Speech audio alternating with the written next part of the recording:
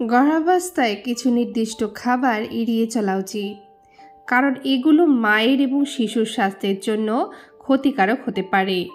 কিন্তু খাবারে bacteria, Parasite, বিষাক্ত পদার্থ বা অতিরিক্ত কেমিক্যাল থাকতে পারে যা গর্ভের শিশুর ক্ষতি করতে পারে। এই ভিডিওর মাধ্যমে আমি কিছু খাবারের নাম বলবো যেগুলো আপনাদের গর্ভাবস্থায় এড়িয়ে চলা উচিত। তাই ভিডিওটি স্কিপ না করে ভিডিওটি পুরোটা দেখুন, আশা করি আপনাদের উপকারে আসবে। তবে ভিডিওটি শুরু করার আগে অবশ্যই আপনাদেরকে অনুরোধ করব, যদি আপনারা প্রেগন্যান্সি রিলেটেড ভিডিও সবসময় পেতে চান তাহলে অবশ্যই চ্যানেলটিকে সাবস্ক্রাইব করে বেল আইকনটি বাজিয়ে রাখতে হবে।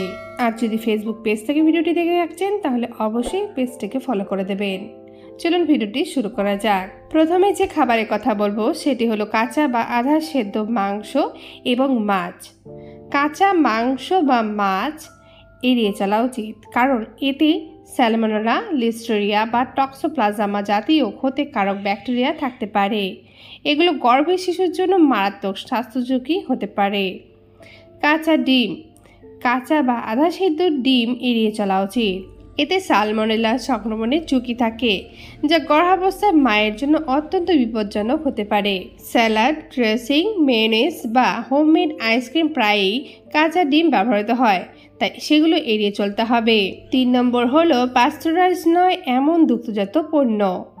অপাস্তুরাইজ দুধ বা দুগ্ধজাত পণ্য যেমন নরম পনির, ফ্যাটা, ব্রি, ক্যামেম্বার্ট, ব্লু চিজ এড়িয়ে চলা উচিত। এতে লিস্টেরিয়া ব্যাকটেরিয়া থাকতে পারে যা গর্ভের শিশুর ইনফেকশন বা জন্মগত ত্রুটির সমস্যা দেখা দিতে পারে।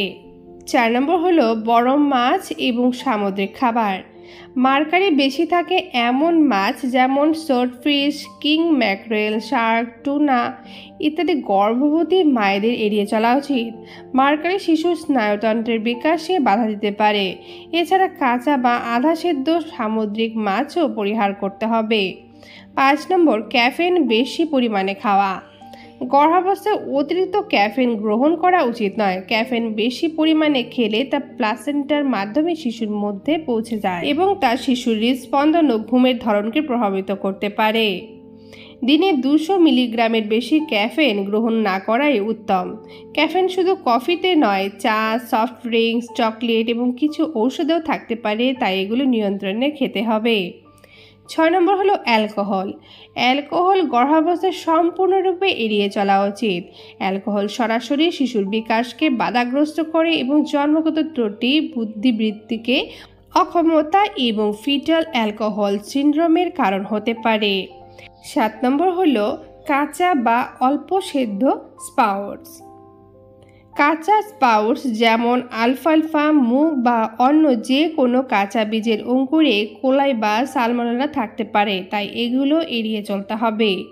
8 নম্বর প্রসেস বা প্রিজারভেটিভ যুক্ত খাবার।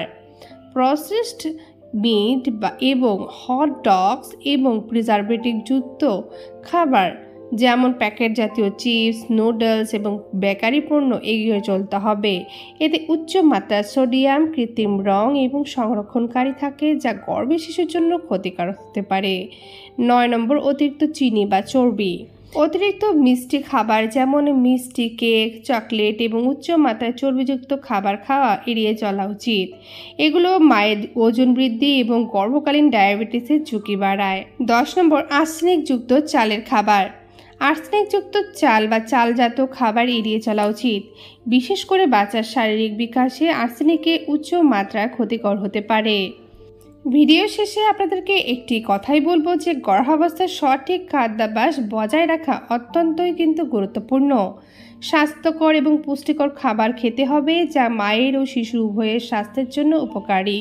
যে সকল খাবার গর্ভাবস্থার সংক্রমণ বা শিশুর বিকাশে ক্ষতিকারক হতে পারে সেগুলো অবশ্যই কিন্তু আপনাদেরকে এড়িয়ে চলতে হবে। তাহলে আজকে ভিডিওটি এই পর্যন্তই থাকলো। কেমন লাগলো ভিডিওটি অবশ্যই কমেন্টে জানাতে ভুলবেন না। এছাড়াও যদি আপনাদের মনে কোনো প্রশ্ন বা মতামত থেকে থাকে সেটা কমেন্ট করে জানাবেন। তার সাথে এটিও জানাবেন আপনাদের এখন কত মাস চলছে। তাহলে দেখা হচ্ছে নেক্সট কোনো ভিডিওতে। ভালো থাকবেন সবাই।